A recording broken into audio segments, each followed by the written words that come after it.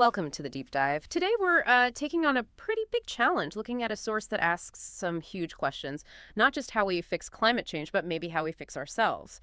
Our main source for this is, well, it's quite a powerful visionary document. It's actually a few years old now, published back in 2017. It's by Christian Breyer, Sirkka Heinonen, and Juho Ruotsalainen from Lappeenranta University of Technology and the Finland Futures Research Center. The full title is, and it's a mouthful, New Consciousness, a societal and energetic vision for rebalancing humankind within the limits of planet Earth. No. So the mission for us today is to really dig into their core argument, which is, well, it's pretty radical. They're saying the crisis we face isn't just about technology or energy sources. It's fundamentally a crisis of values, and that our survival actually requires this evolutionary, almost psychological shift in who we think we are, not just switching fuel types. That's exactly right. And this study, it really grounds its argument in those stark numbers we often hear about, the ecological breakdown, climate change. They trace it back to our unsustainable energy system, yes, but also our collective refusal, really, to accept planetary boundaries. But the deeper cause, they argue, the real root, is the worldview that's dominant right now. The one that emphasizes material stuff, constant economic growth, and treating nature like it's just resources for us to exploit. Yeah. This view has pushed us so far that human activity now requires something like 140% of Earth's resource and absorption capacity each year. Wow, 140%. So we're running a 40% deficit annually. And the study is pretty blunt. If we stay on this path, the trajectory points towards a collapse scenario. That 140% figure, that really hits home. It shows this isn't about small tweaks, is it? We need a fundamental rethink. Okay, so let's unpack their proposed solution, this new consciousness scenario they talk about. It's sometimes compared to the idea of a global brain. Right. The new consciousness, it's described primarily as a socio-psychological shift. It means a world that's mentally, ethically, really aware of those ecological limits. It's characterized by moving away from seeing ourselves purely as these separate, isolated individuals. Instead, it emphasizes recognizing our deep connections with each other and, crucially, with nature itself. I have to jump in on that global brain comparison, though. Doesn't that sound a bit, I don't know, utopian? Or maybe even a bit scary? Like, if everyone's that connected, what about privacy or individual thought? That's a really important point, and the study tries to address it. They stress it's an evolutionary step, not like a forced hive mind. The connection happens on two levels, sort of layered. First, you identify with your various communities, local, virtual, interest-based, whatever. But then there's this second layer, a kind of global, cosmopolitan identity that emerges from all these information networks and our interdependence. So global brain here is more about the shared intelligence and knowledge that comes from that connection, not some single mind controlling things. It's meant to foster altruism because you see how interconnected everything is. Okay, that clarifies it a bit. So if our sense of individual self is changing, that must completely change how we think about progress, right? Which brings us to neo-growth. That's the term they use. Exactly, neo-growth. In this new consciousness scenario, the idea is that basic material well-being becomes, kind of taken for granted for everyone. Sustainable systems provide it. So the focus shifts. It shifts entirely to this neo-growth, which means environmentally sustainable growth focused on social development, immaterial things, and even what the study calls spiritual development. Economic growth and human growth have to merge. So the economy pivots hard towards things like highly developed services, data, education, art, immaterial production. And any material production has to be essentially emission neutral, using intense automation and recycling. It's all about efficiency and minimal physical impact. That sounds like a massive cultural shift, though. How do people actually live day to day? What happens to, individual ambition? Yeah, and that's where they introduce this idea they call Indo-collectivism, is trying to merge the best of individualism and collectivism. They argue that historically, individualism was liberating, right? It sparked creativity. But now, in the face of global crises, maybe extreme individualism has become a barrier. So Indo-collectivism suggests that, yes, your unique skills and knowledge are vital, that's the Indo part, but they're best used within a highly collaborative system, the collectivism part. Think a less old-school commune, maybe more like giant open source projects applied to almost everything. Like open source design for cities or something. Potentially, yeah. Your individual creativity is still valued, but its main goal becomes collective well-being and ecological health. It kind of blurs the lines between work, life, community contribution. Okay, so the will for change comes from this new consciousness, and the goal is this neo-growth. But here's where it gets really interesting for me. How does this massive shift actually happen? What drives it? Well, the study argues the mechanism is really about advanced information and communication technologies, ICTs, combined with a very different economic structure. Think constant connection, mobile wearable tech, facilitating this huge, continuous global flow of information. So the tech itself kind of helps break down the old way of thinking. That's precisely the argument. This constant flow of thoughts, data, ideas, globally, starts to, well, undermine the idea of the separate individual self as the only source of identity. It puts way more emphasis on the social, the shared identity, the collective consciousness, if you like. And they place this firmly in the context of what's often called the third industrial revolution, right? Distributed tech. Exactly. Renewables like solar and wind, energy storage, the internet itself, digital manufacturing, think 3D printing on a massive scale. Yeah. And because these technologies are decentralized, distributed, production itself shifts away from huge central factories, more toward the household level, the community level. People become what they call prosumers. Prosumers producing and consuming. Right? Energy, maybe goods via 3D printing, services, information. This fundamentally changes the power dynamic. It favors collaboration, networks, rather than just top-down control or pure competition. Which leads to their ecosystem model. I like that term. It feels organic. It does. They take the idea of business ecosystems, Mm-hmm. Companies collaborating in symbiotic ways, and expand it to society as a whole, a social ecosystem. And here's a key bit. Because communication is basically ubiquitous and instant, the transaction costs, like the cost of finding info, negotiating deals, making sure people follow through, they drop dramatically, almost to zero. And when it becomes way cheaper and more efficient to collaborate openly in a network than to run a big, closed-off bureaucratic company, well, suddenly altruism and collective action become the most profitable way to operate. The system itself starts rewarding sharing and cooperation.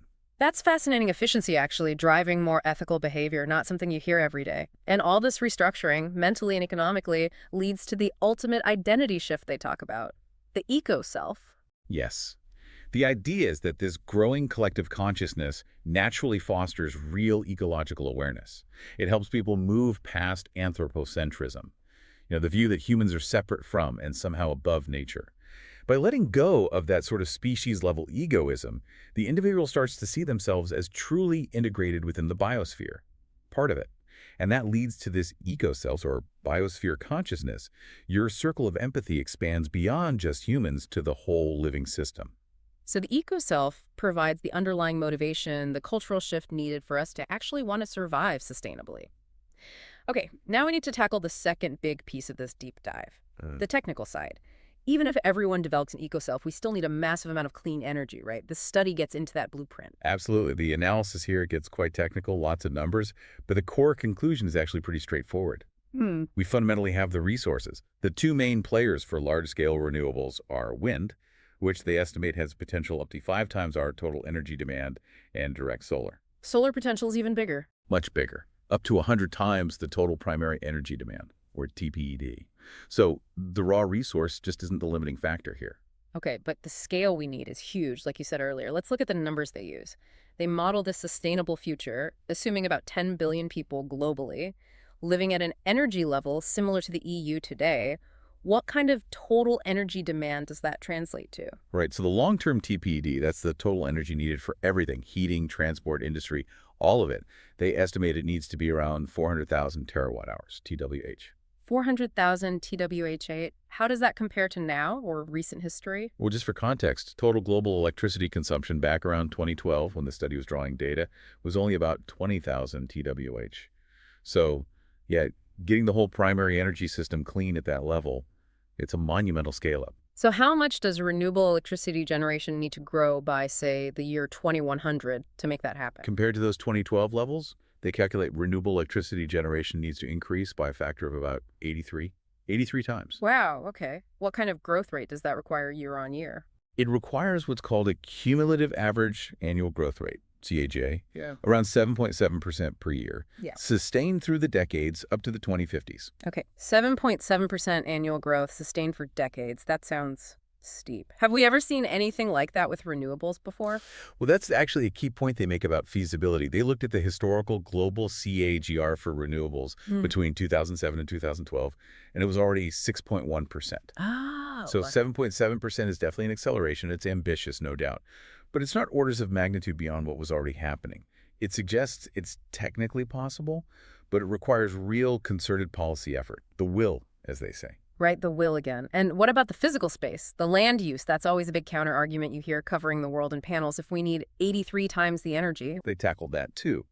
They gave some rough estimates for the total installed capacity needed by 2100, something like 91.6 terawatts of solar PV, 63 terawatts of wind. And for solar, they calculated the land area needed, assuming we get to, say, 40% panel efficiency by then, which is optimistic but plausible. The area comes out to about 732,800 square he kilometers. sounds enormous. It does in isolation, Yeah. yeah. But then you put it in context, that's roughly 0.5%, half of 1% of the total global landmass. Only 0.5%. Okay, that perspective helps. Exactly. So their conclusion on the technical side is really clear. It's not resources. It's not technology fundamentally. It's not even land space, really.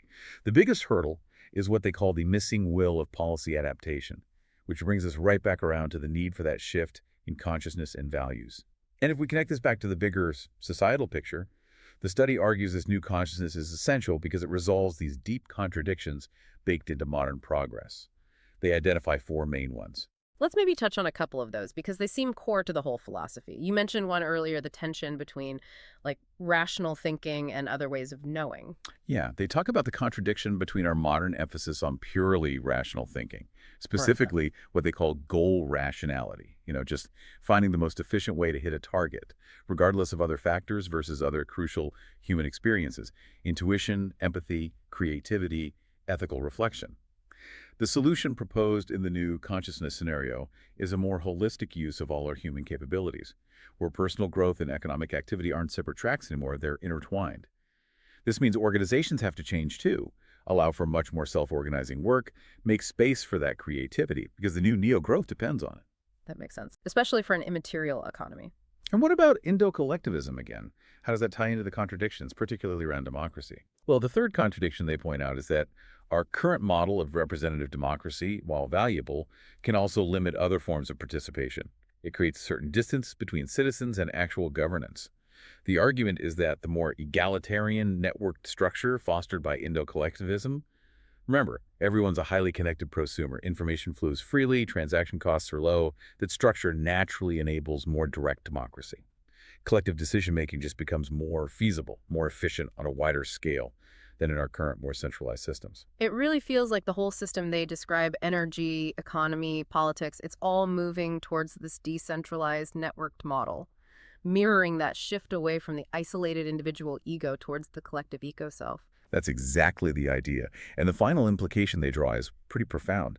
They suggest that the new consciousness offers a new purpose for progress itself. The modern focus on extreme individualism, which maybe was needed to break free from older constraints, has now run its course. It's actually become a hindrance to our collective growth, even our survival.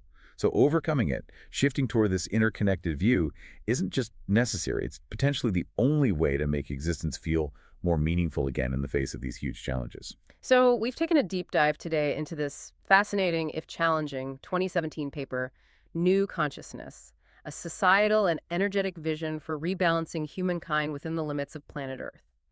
We've seen this two-pronged approach, a massive energy transformation that is technically feasible, but it's completely underpinned by an even more massive cultural and psychological shift towards this idea of the eco-self. And the central finding, you really can't avoid it, is that the energy part, getting to 83 times the renewable electricity, hitting that 7.7% growth, it's possible on paper. The resources are there, the tech pathways exist, but triggering the political and cultural will needed to actually do it, to make that happen globally, that seems entirely dependent on achieving this deeper cultural shift first, which does raise a pretty sobering question. Yeah, the authors themselves are quite realistic, maybe even pessimistic at the end.